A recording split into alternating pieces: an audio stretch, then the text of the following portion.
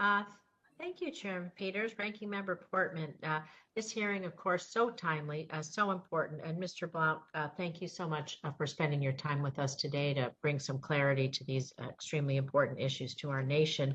Because, you know, it's a challenge for business owners across a variety of industries to commit the resources necessary and critical to preventing and combating cyber threats.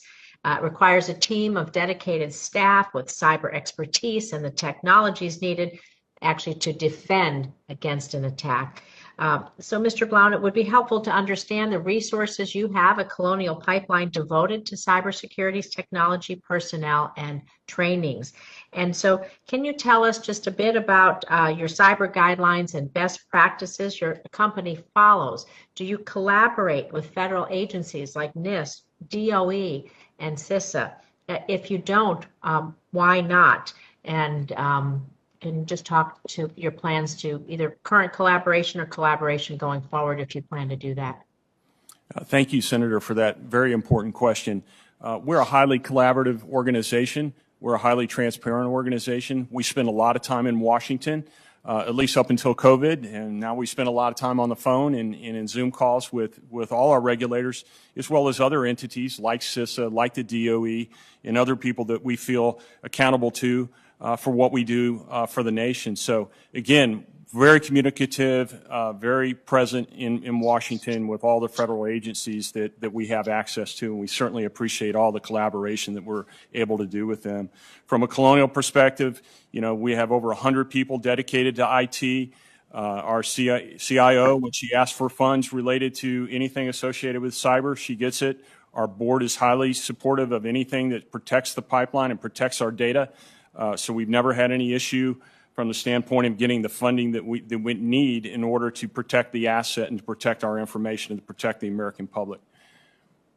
Thank you. I want to kind of build on this a little bit because according to recent news reports, you have discussed scheduling a voluntary cybersecurity review with TSA. A lot of people have touched on this, but that review never took place.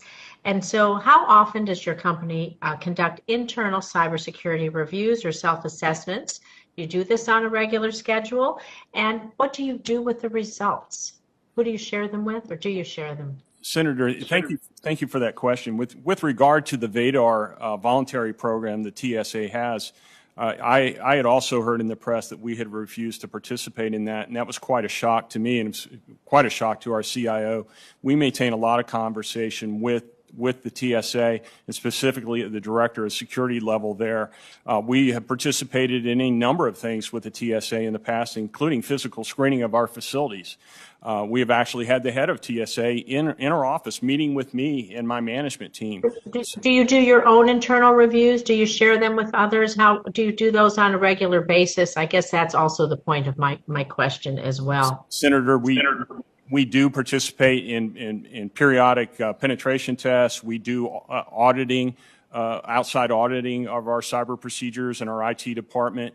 And like all audits, you expect you're going to find something with a pace of change outside from the threat, and you rank the things that come back, and then you go about the business of tackling those things that are deemed deficient or weak in order to improve your defenses. So yes, we do.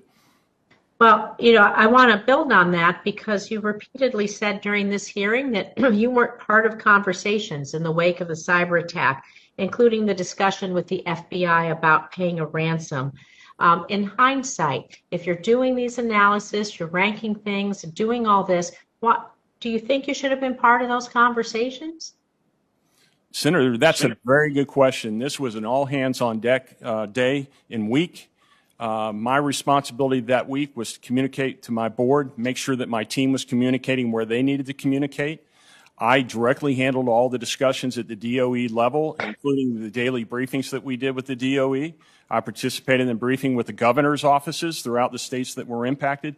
So while it would be nice to be involved in every conversation, the reality of it is I can't be every place at once, but it was well taken care of by any number of my management team members, the people that report directly to me. Thank you. I appreciate that.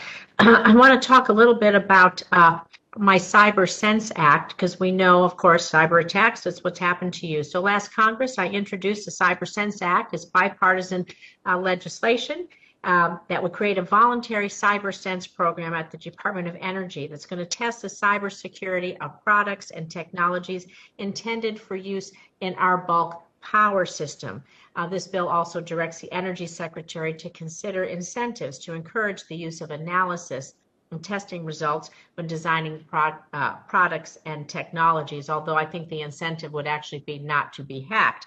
But Mr. Blount, while the program in my bill would establish is solely for electric utilities, do you think a similar program for pipelines would be helpful for gas companies like yours across the board to collaborate and communicate and have some sense of what's going on in the industry?